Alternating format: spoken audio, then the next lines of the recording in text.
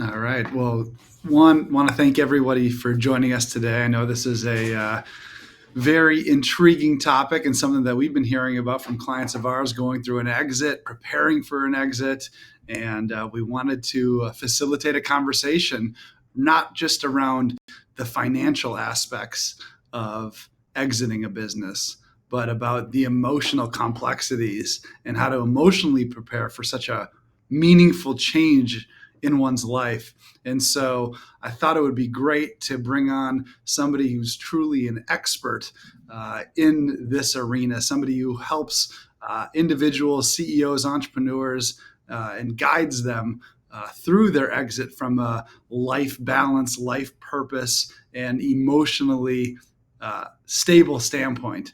And so today's conversation is going to go revolve around that. We want you to, who's joining us, to be able to have an opportunity to submit questions, bring up anything. We have an exercise that we'll do along the way, so that you're prepared. And whether you're joining us as an entrepreneur who might have an exit in the future, or somebody who might be going through a life change, whether you work, you work for a company and you might be transitioning out and retiring in the future, the same topics are applicable to you. So, really excited for this conversation. Looking, and want to introduce you to my co-host and friend Charis Santillie, who is gonna present some really powerful information. So thanks for being here, and thanks for everything that you've done and that you're going to contribute to the group. Happy to be here, Matt. Thanks so much. And how about can someone just throw us a little something in the chat just to say hi, where you're from, and make sure we got the chat working. Make sure you can hear us. Make sure you can see us. That would just be nice to little reassurance to have. If anybody can just throw just a little something in there, would be great. Because I don't see anything yet. So there, yay. Okay. Oh, in Costa Rica. Cool. There we go. Love All it, Tim. right. Thanks for joining us. Fantastic, fantastic. Well, great. So, as we kicked it off, basically, I think what we're wanting to converse about is not just being CEO and being financially free, but how are we both financially and emotionally free? And that's really what today's conversation is about. And so I figured, Charis, maybe you can share a little bit about your background, your business, just from a quick 30,000 foot overview, and then we can Ab- dive in. Absolutely. Now, just a little. Somebody said, Tim said your mic's a bit low, Matt. Maybe your Okay. your volume or get closer to the mic, and let's All right. I'll work see. on. I'll speak up. I'll speak up. Is Hopefully that a that little helps. better? Is that are we? Is there if there's a huge difference, let me know because I can always like turn maybe adjust mine. I am checking him on the back end of my screen here, and I see him up to the max. So let us know if there's a big issue. There's a pretty big difference. Okay, let's see. Let Well, me I'll speak see. loud, and And I can speak softer. you have um, the main information, so we'll make sure that they can hear you loud and clear. okay, let me double check. Let me double check one setting here. Let's try this. So Matt, say something now. Yeah, we're back. Is it any better? Is that better? Because I think I fixed it. Good. Uh, Okay. Okay. Fantastic. Definitely better. Great. Yep. Little setting on this back end. Technology. Cool new technology we're experimenting with today. So, and hang on. Now I got to get back to the screen so I can see you. There we go. All right. So Perfect. yes, my name is Charis, and I'm a life balance and transition coach. And I have been helping entrepreneurs and high achievers with an entrepreneurial mindset for sure to, as he said, find better life balance and also navigate life's transitions, including a big transition of leaving business. So and I'll get into a little bit more of my backstory a little bit later, but really happy to be here. And thank you so much for having me, Matt. Yeah, absolutely. Well, yeah, look forward to diving in.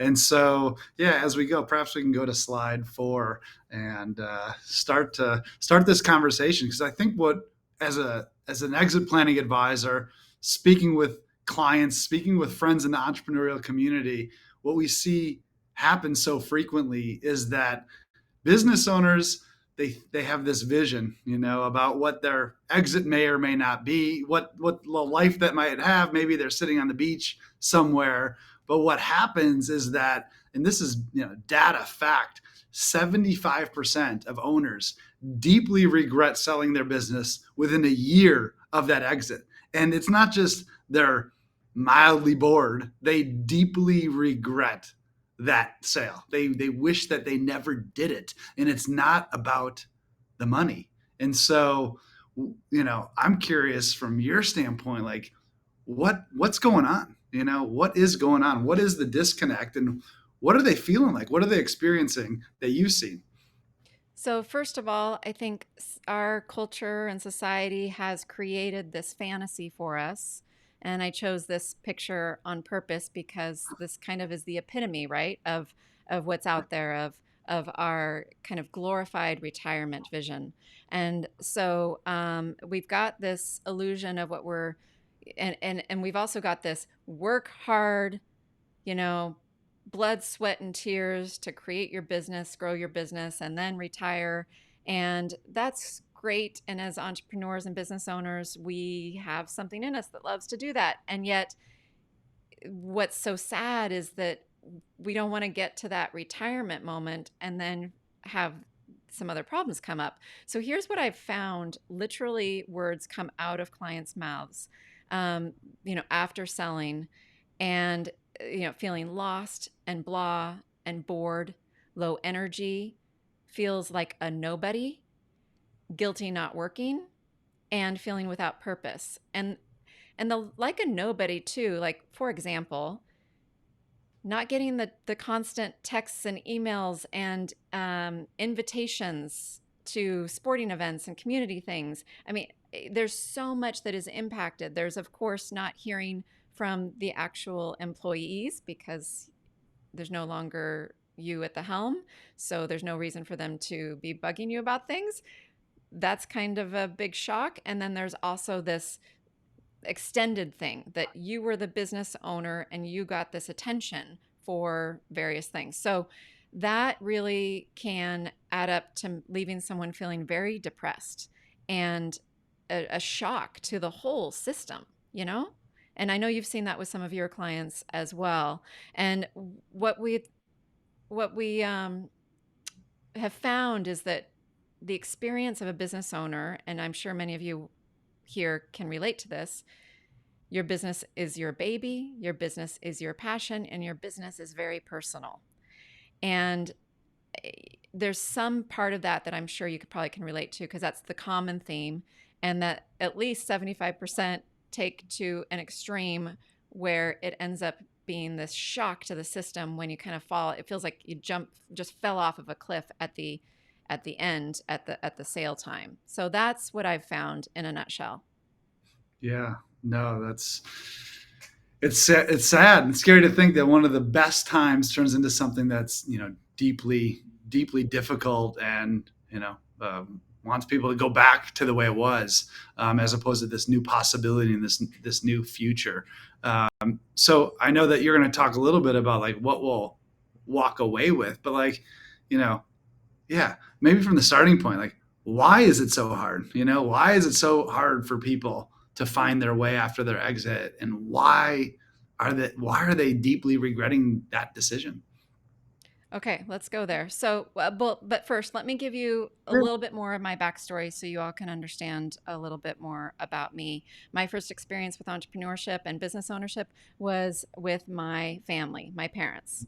So, I grew up in a household where they built a business out of our kitchen, and it eventually grew it into a big warehouse and a whole thing, and grew it to multi-million in sales and 30 to 40 employees. And I got to watch the whole American dream play out. And that was my childhood. And it was very exciting. And I got to model after my parents and become a high achiever myself and go for all the accolades and the grades and all the stuff in school. And that was all great. And then I went off to college and came home to celebrate my dad's 50th birthday, and we went for a hot air balloon ride. And The short story I'll share here with you all is that it was a beautiful ride, and yet something went terribly wrong when we came into land and we had a crash landing. And my father ended up with a broken neck and was paralyzed. So he was physically paralyzed, and yet then there's my mom and I and our experience too, because this impacted us greatly, as you can imagine. And over a handful of years, I got to see the, you know, worst case scenario of a business exit, one of the worst, where they lost the business. It was taken away from them because one thing happened after another. There and you can imagine what when these disasters happen in lives, and you've probably heard about them or seen them yourself. So, my mom's experience, the business was very much her baby. The business was very much her passion. And the business was very super, super, extremely personal for her. My dad, the loss of the business, it hurt. And yet, he was able to, he's maybe in that 25% of the stats that Matt gave earlier, where is for some reason not so emotionally attached to the business. But my mom was like the majority, extremely attached. And while this was not an exit that she planned and chose, this was still, there's a common theme of what I saw in her experience with even people who plan to exit their companies. So, what happens is during life transitions, many people, including my mom and myself, become emotionally paralyzed. And that is ultimately what, and it is kind of the root of what's going on underneath all of this. And our brains literally won't let us move forward. My coaching training is in fearless living and positive intelligence. I'm a certified fearless living coach, certified fearless trainer, and a positive intelligence trainer. And the foundations of my training in coaching is all based in neuroscience. So I'm very much love things about the brain, love to understand how it works. And I'll just, give you my analogy for how the brain works is that it's like we've got this super highway of our current way of being, our beliefs, our actions, and our identity. And that is so known to us. It's like a 8 or 16 lane superhighway of like, it's easy to jump on that. We know what that feels like. Our brain, our whole body knows what all those things are that we have in our lives at the moment. And with a big transition, that gets rocked.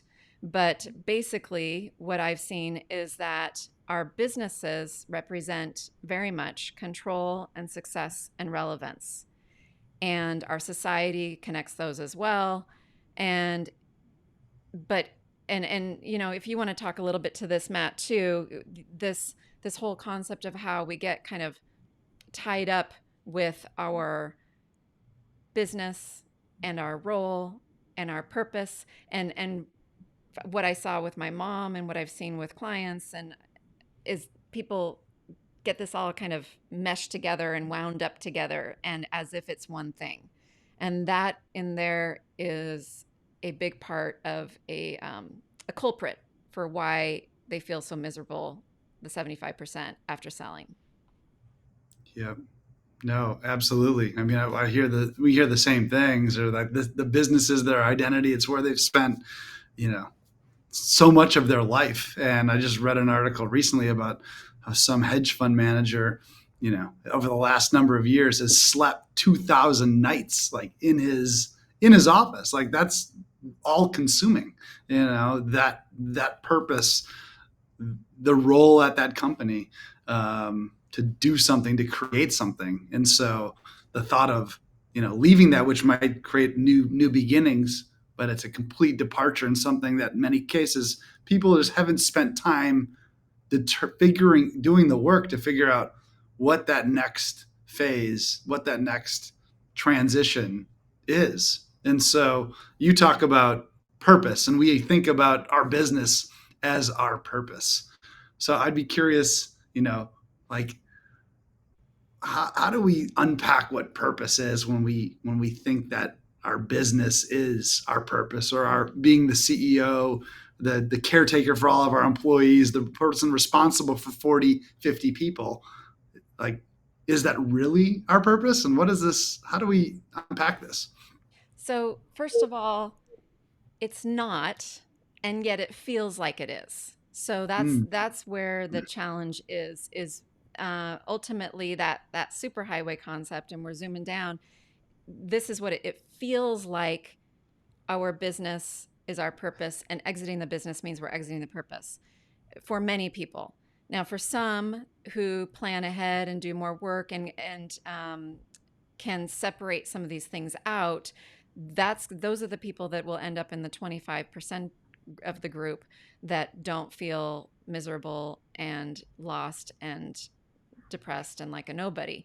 But this takes some effort to get to this place, because it really just feels like you're going to this unknown spot. And my vision for this, the analogy that I like to share with clients is it kind of this like stormy jungle. If anybody's my age or older, they'll know this movie reference of Romancing the Stone. So when the character Jack, which is Michael Douglas, it was Michael Douglas and Kathleen Turner, and they're in the jungle in the massive storm, and he's got his machete and he's like making a path because they have no way out at one point, and except to try to carve their own path. But it's raining, it's miserable, it doesn't know where he's going, he's just trying to fight through. And that is a visual that comes to mind for me of what this could feel like without any preparation. And I'm talking about not necessarily all the logistical, financial preparation. I'm talking about emotional preparation and what we're really focusing on today, because that's a big piece of what I'm seeing missing in exit planning is the emotional planning. And so that analogy really brings it home for me. And what I found too is that this whole thing is even more challenging if the business owner has lacked a balanced life. And if you haven't had interests outside of your business, and if you're like the person Matt described, this is going to be more challenging. So it's a matter of planning ahead to start shifting some things, not only your emotions, but also literally shift some of your time and find some of those new interests, so that you don't just go from zooming down the superhighway to standing in front of the jungle with the machete and trying to figure out where the heck to go from here. So that is what I found. And then in regards to specifically what is purpose, there's this great paper in a psychology review journal that talks about purpose. And this is what they say about that it's a central self-organizing life aim that organizes and stimulates goals, manages behaviors, and provides a sense of meaning. And that all, resonates, I'm sure, with the way we think about purpose. But look at that: life aim, goals, behaviors, sense of meaning. That's a lot of important life stuff that, if it's wrapped up in connection with the identity of you as a business owner and identity of the specific business too, that, needs to be like torn apart, separated out. This paper also said is that purpose leads to lower stress levels and greater satisfaction with life. And my version of that, my summary, is that purpose leads to more peace of mind. When you can find the purpose that is within you, your true core essence of you purpose, that is separate from any specific role or any specific business. Because that's the trick is, can you find it within yourself that it can exist without any specific external criteria and circumstances? And that's the key, because you know imagine exiting your business with peace of mind and feeling like you still have purpose, that you're not a nobody. That's the key. yeah, no, absolutely. And I think so many business owners, they have a passion around what they might do, or some of them might feel like they never want to retire, need to retire. Um, how does one start to sort through that purpose. Like if somebody's in a specific industry and they're in real estate and they could potentially be involved in real estate their entire life and they love it. They love analyzing it. They love doing whatever is involved in having a real estate business.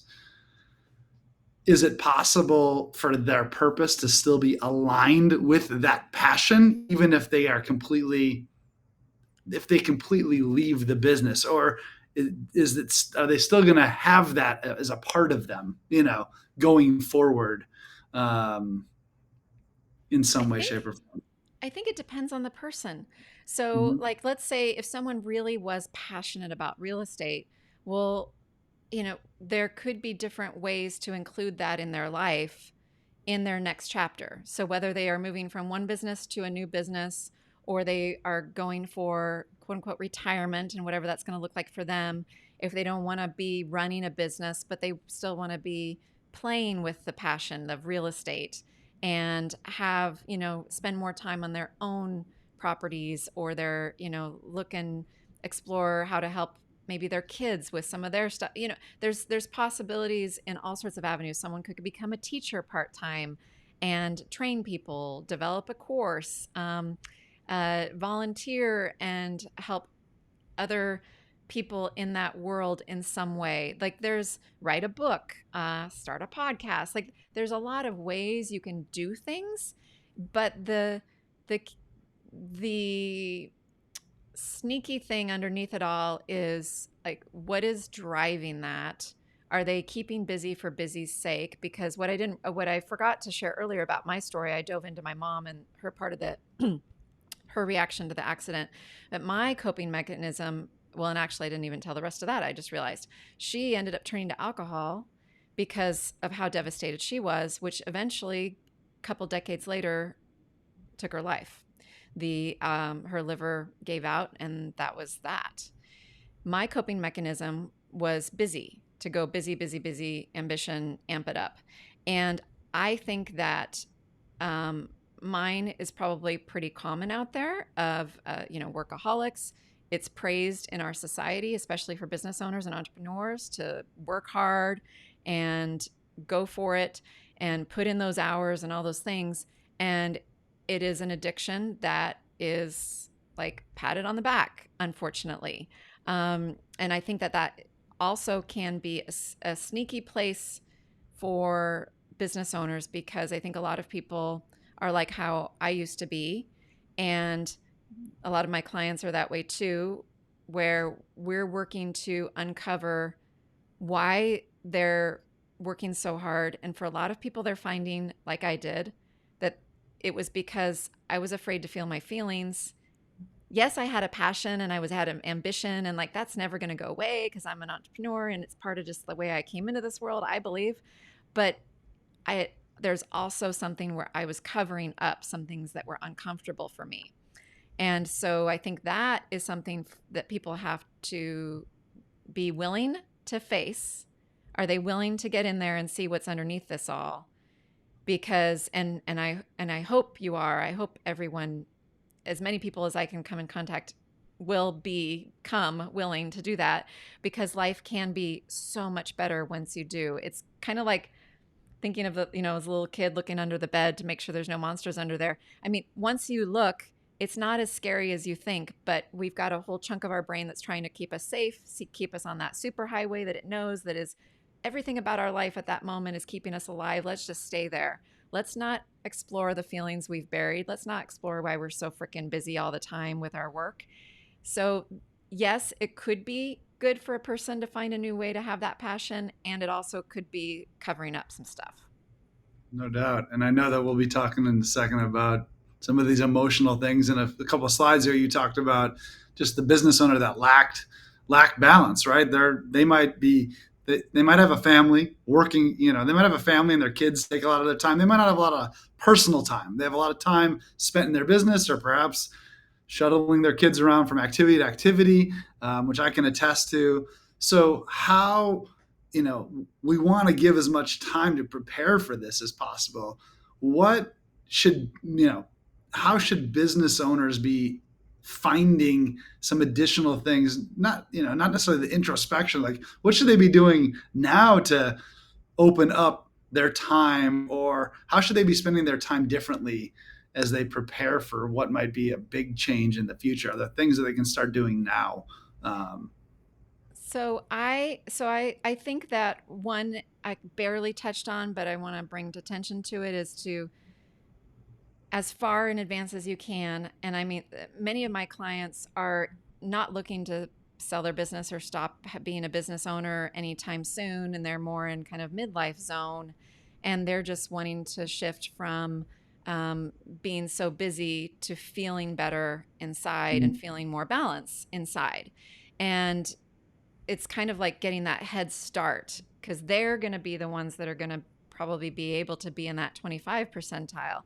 Yep. So, as far as ahead as you can, and even if it's a handful of months or a few years, if you are looking to sell soon, but to consciously go into this plan of and consciously choose what you're focusing on in your life, switching up some of your time, where you're spending some of your time, so that you phase out of the business. Like that becomes a plan, which I know a lot of planners actually encourage. It increases the value. It shows the business isn't relying on that person so much. There's all sorts of wonderful benefits with that. It also can give you time to actually feel and experience what this your life would be like without that business. So the more you can phase out over a gradual period. I know someone who spent the 2 years phasing out of their business, and it has helped them so much, because they have been able to, instead of just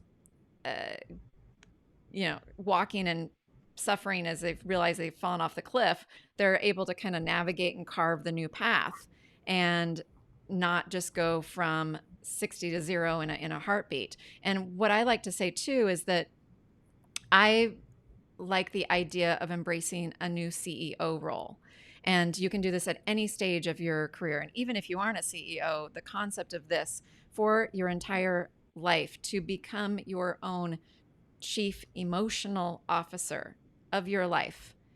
And that is to finally, be willing to face some things that you may have shoved away or set aside, and to care so much about how you feel that you can start shifting your life to make sure that you end up tomorrow, next month, next year, and at the time of a sale and into your retirement, that you're going to have days filled with joy and contentment and satisfaction.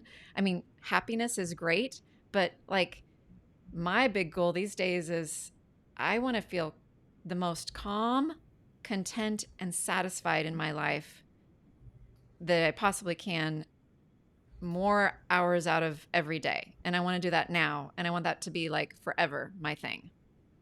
Hmm. I love that. I love that. And so now, as we think about this exit, to make it successful, it's not about the pure financial aspects. There's the personal needs, there's the emotional needs, there's the financial planning that are all going to be key, to this successful transition. And I think what you brought up here is like an exit plan is not complete without an emotional plan. There's the financial component. There's going to be the personal component. There's going to be the emotional component to be able to deal with this drastic change in your life. Yep. It's really important. And it's something that I found working with more people in this space, that it really is discounting the emotional part of the transition. And it it saddens me the more I learn and the more I see how many people are freaking miserable, even though they've got time and money. And that's like, wait a minute, like what was all the hard work for? And Mm. that too, I mean, God, we could have a whole separate discussion about working hard to get to this destination. Like, did you enjoy the process? Did you enjoy the working hard? I mean, it is possible, but I think a lot of people just charge through and maybe wouldn't say they did enjoy as much as maybe they would like. And that's a lot of years of our lives. So, uh, what I want to talk about here too is the bringing purpose back into this is that purpose requires planning, insight, and introspection. And so you talked about and brought back up the exit plan again, and how I talk about how we need to have an emotional plan inside of that or connected with it. And this, from this psychology paper, even reinforces like purpose requires planning. It's interesting. And here we are, and you are a planner, helping people plan ahead. And then insight and introspection, that's touching into some of the emotional stuff, right? So that's just bringing it all home. And what I've found too is that, of course, you may need new support, new skills, new tools, like I do. I mean, I'm a coach. Coaches need coaches. I have had a coach for the last 11 years, in different coaches, and helping me. It's so important to get that support and learn new skills and new tools. I like to describe myself as being a wisdom seeker.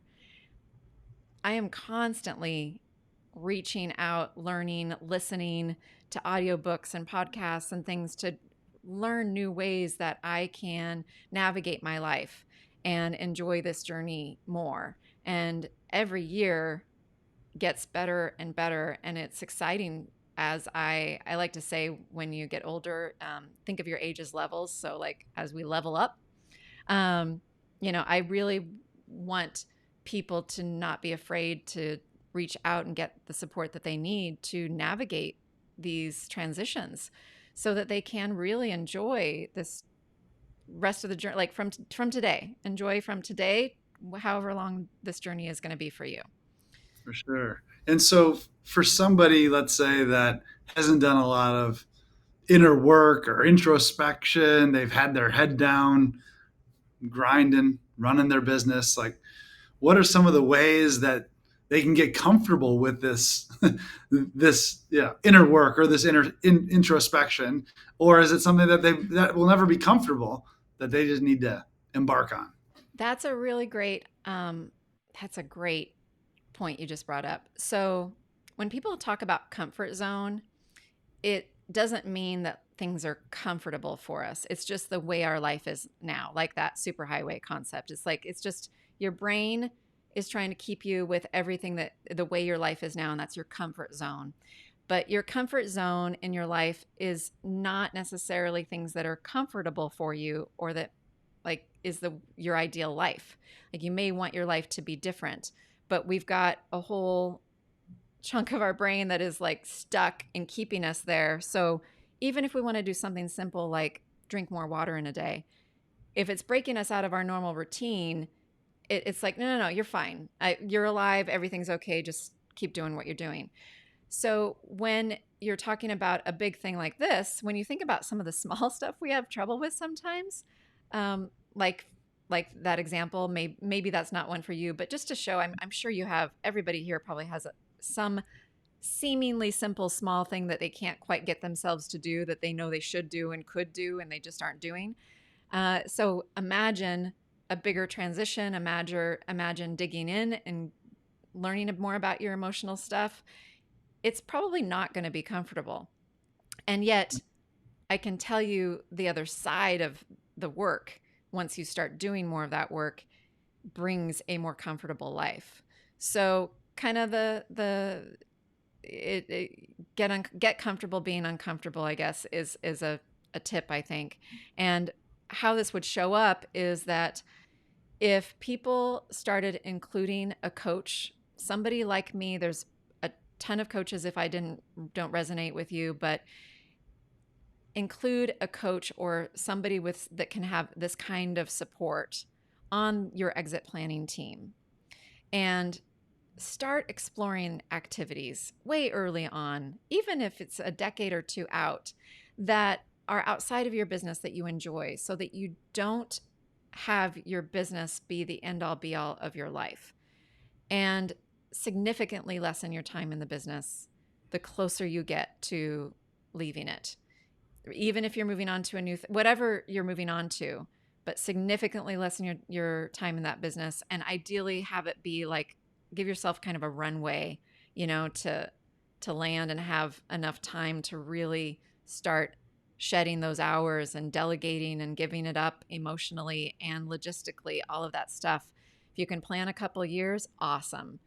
Yeah. Whatever you can do. So those are some of the big tips that I have for literally some action steps you could take. And when you think, one of the things you brought up is like exploring activities outside your business. And some things that we hear from people, friends, a lot is that like, I don't like this as much as I like my business. I don't like these things as much as I like my business. So why do I want to keep doing them? And so, you know, are they ever going to be able to fully replace that passion completely, or do somebody need to like, hey, I might like golf, but I don't love golf as much as I don't love pickleball as much as I love the day to day you know negotiating and sales in my company. um, is it okay? Do they need to have permission to say like, you don't need to like it as much, and that's like you still got to pursue these other things? I think that's important, but I think also it's thinking outside the box and not necessarily doing what everybody says you're Yeah, supposed to be doing. sure. The common ones like you mentioned that culture says those are the things. It's Yep. like, well, what if there are other things? Or like I Oh. said, what if you want to become a part-time teacher? What if you want to still you find a new way that like you love negotiating or you Hmm. love selling? Well, what's a way that you can use those skills and get that kind of rush um, in a healthy capacity. So it's not just moving from one, if it is an addiction for you, just if it is, not moving from that to, moving it over here. Uh, but if there's something that really lights you up, then finding a new way to do that in a new chapter of your life. And that's where a coach can actually come in and help brainstorm and help you get outside the box and come up with wild solutions that you never would have dreamed of because you're so stuck right here because your brain is so stuck right here. Right. So it's definitely it is possible. Permission is huge. Permission, but I wouldn't want people to think that they have to settle. No, you shouldn't have to think that you have to settle for anything. Your life won't ever be as good as when you had that business. I Mm. think that is not a very empowering way to look at life. And I think that it may, there's so much opportunity and possibility that you can't even imagine of what you could do to light you up the way your business did. And you just got to be willing to go explore and like I said, maybe get some support. So to answer that a little bit more too, here's some of the types of things that I end up going through with different clients inside of my programs or one-on-one and different areas. So breaking cycle, so any kind of cycle that they may have, and that could be like the busyness or the that kind of addiction to that adrenaline rush that they get with doing the deals and being the person on top, all the whatever it is. So working through some of that if it's needed, ending expectations and excuses. Those really hold us hostage in our life, and defining their values and passions at the moment because our values change over time. They do not stay the same. So Yep. that's really important. And aligning with their values, that's huge. I know we're going to talk about that in a minute here too. And then embracing their freedom, that they actually have freedom, like more than they realize, to live a life and it doesn't have to be in this container. And the permission that you mentioned, permission to change, absolutely is huge. Identifying personal goals, because maybe you were really great at identifying your business goals. Well, you can take that skill and identify personal goals too. It's just you got to kind of flip the switch. And nurturing new and existing relationships. Those people say a lot that they value their family and their all the things that are supposedly the top of their list, but then when you look at how people actually live their lives, it can tell a different story. So working through and figuring out how to nurture those existing relationships to be what you want them to be and what role you play in them and maybe why you're resisting them. I mean, there's all kinds of things that we get into here. Yeah, our Yeah. lives are a beautiful, messy conglomeration of a whole lot of stuff, right? Absolutely, absolutely. And I think one of the things, as business owners, you have on the slide like aligning with values. In business, you read any business book, whether it's scaling up or traction. There's this focus on your business core values and how to establish them and what they mean. And maybe they shift even over time, and your business and your team's involved in helping to craft the core values and live out the core values, and you interview based on your core values, and you will fire people if they don't you know uh, have the core values of the company. Personal values, I think, with our planning, is like, how do we make somebody's finances be in support of their values? So how do people really determine their own, personal core values? What do they need to be doing to make sure that their core values are front and center for the way that they live their life, not just I have business core values? There's like, I have a values list here that I know you all won't be able to like read off the screen. So I'm going to read it to you. And I want you to, if you don't have a piece of paper and pen, grab one. And I want you to just write down any key, any word, any concept of a value that really sparks you. Trust your gut. If it really lights you up a little, like, ooh, that feels very true for me right now, like I really value that significantly right now, then I want you to write that down. See if you can write down 3 or 5. Oops, I got to fix my screen. Hang on. 3 or 5 of these as I go through them. And there we go. Now I can see. And so just, I'm going to go through them. And like I said, maybe aim for 3 to 5. If you end up with more or less, it's okay. So I'm going to go through these real quick here. So here we go.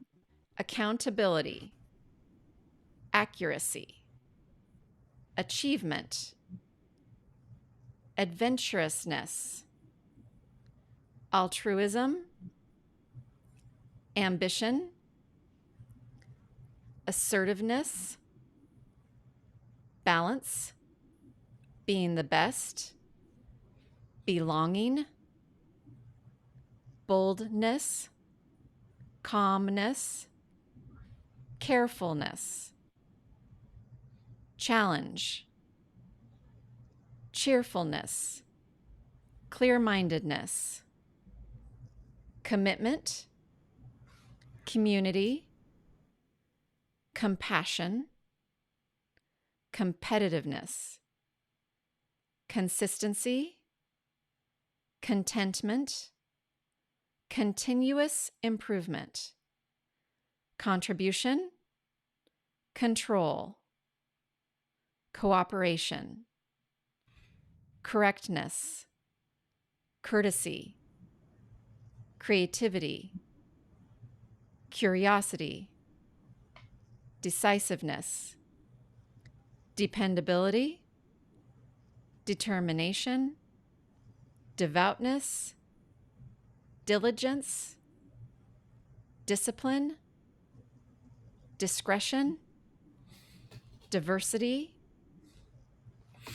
dynamism, economy, effectiveness, efficiency, elegance, empathy, enthusiasm, equality, excellence, excitement, expertise, exploration, expressiveness, fairness, faith, family orientedness, fidelity, fitness, fluency, focus, freedom, fun, generosity, goodness, grace, growth, happiness, hard work, health, helping society, holiness, honesty, honor, humility, independence, ingenuity, inner harmony, inquisitiveness, insightfulness, intelligence, intuition, joy, justice, leadership, legacy, love, loyalty, making a difference, mastery, obedience, openness, order, originality, patriotism. We're almost there. Perfection, positivity, practicality, preparedness, professionalism, prudence, reliability, resourcefulness, restraint, results oriented, rigor, security, self actualization, self control, selflessness, self reliance, sensitivity, serenity, service, shrewdness, simplicity, soundness, speed, spontaneity, stability, strategic, strength, structure, success, support, teamwork, temperance, thankfulness, thoroughness, thoughtfulness, timeliness, tolerance, traditionalism, trustworthiness, truth seeking, understanding, uniqueness, unity, usefulness, vision, and vitality. So quite a list. This is a list of common values that I got years ago through my coaching program but it was the resources from mindtools.com is where it originally came from. So quite a list. And whatever you wrote down, what I would encourage you to do is to look at whatever you wrote down. If you have many, and we can also, if you maybe put in the chat or comment to us, get you a copy of this if you want to explore it later. But we can, what I invite you to do is get it down to like top 3 if you had a lot, and then ideally get it to top 1. But top 2 or 3 is great also, because what it tells you, how this is going to be helpful is, let me get back to my other screen here for my mouse. Okay. Is how do your values relate to your current life? And do your commitments, what you say you're committed to, align with your values, the top couple? And does how you spend your time align with your values? Because when we feel out of balance and out of whack in our lives, it's usually because there's a disconnect with how we're spending our time, what we say we're committed to, and what we actually value. So that can leave you feeling scattered. Like what I say too is that sometimes the external circumstances of your life don't necessarily have to change for you to feel more balanced, because it's really about getting clear what's going on inside of you. So, if things are off, then you're going to feel out of whack. So it's really important to come to understand this about yourself. Okay, let's see. Get back to my other screen too. That's great. I know things came up for me as I was just hearing this list, and trying to identify personally with things that aren't me through the lens of business, in and of itself, is like, how do I keep separating, work from these core values? It can be, it was interesting. And I guess one other topic, as we think about these personal core values, what does somebody that has a family do? Like, should a family have their own core values in addition to what my personal ones are? I Um, think it's a great exercise to have, and your business can have core values too. But what is As far as how you feel in your life, what matters the most is your values. Because if your life and your commitments and how you spend your time don't really match up with your true values when you really check in with yourself, then you're not going to feel really content with your life.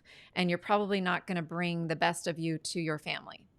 So, regardless of what the family values are, if you aren't in alignment with your core values, I mean, then there's going to be a disconnect. So, it's Yeah. kind of like pieces of a puzzle or a layering of blocks one along the other, like they're building blocks, like they all matter. And so, it's a great exercise to have with your family, though. But I would just check in and make sure that somehow your core value is taken care of, because if it's not, you're gonna feel, if they're at conflict in some way showing up, you're gonna feel that. And you can get your values met in a lot of different ways, and I think that's what's important, is that Mm. you can have a core value of achievement, but the achievement doesn't have to only show up in your business. If you're exiting your business, you can find some ways to get that achievement value met in another place outside of that business. But you need to be like, understand that really is a value for me right now. Okay, well, how can I fill that in a different place, separate from the business? Mm. And Great. all this really comes back to becoming the chief emotional officer of your life, and what would happen if you could do that now. Literally, what would be possible if you got out ahead of this journey and didn't just wait until your exit. If you are at the exit time, then great. I mean, this is never too late. If you already exited and you're feeling a little miserable, it's never too late. And what if you can get out ahead? It would be ideal, and to help your kids to understand too that their value, that their purpose, that their identity is not wrapped up in how they are achieving, and that specific role and that specific entity or organization or school or business. And what would be possible if you made sure that you could feel honestly that you have a purpose that is like a thread in your life, regardless of what your external circumstances are. And then if you can calibrate your inner balance so that it's never reliant on external circumstances and factors, then you're pretty golden to be able to navigate life and be a bit calmer and enjoy yourself more along the way. So that's what I want to leave everyone with. And of course, ways to reach out to me. I've got a QR code up here on the screen that'll take you to all my links. I've got a podcast called Cherish Your Life. I do private coaching. I do VIP days. I also have a program called Busy to Balanced. And you can check that out too. It has a free training intro to it that you can get a little more of my coaching experience and see what you think and learn more about that. Awesome. No, thank you for everything that you shared. I appreciate it. I want to give an opportunity for people, if they have any questions, please put them in the chat. Now is a great time. We had a couple people send in some things who can't be here, so we have a few other questions that can certainly ask that are along the theme along the theme as well. But we'd love to open it up to any questions. Feel free to post them, and we'll wait a second for that. Otherwise, I've got a couple that I want to make sure that we get your input on. Okay, super. And then I can see the chat. I forgot to check the Q&A and see if sometimes people put things in the Q&A, don't they? So I want to just check that and just see. Okay, we're good so far.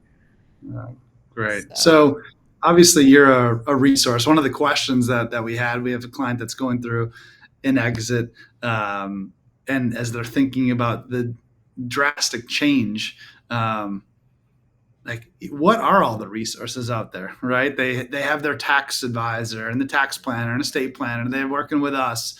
When they're thinking about all this, if it's not you as a coach, like what are some of the other, what else could they be doing? Who else could they be talking to? Should books that they should be reading? Like what else is out there for them in this, preparation that you would recommend? So I think I like to read by listening, so I'm more auditory. So I love Audible books and podcasts and things.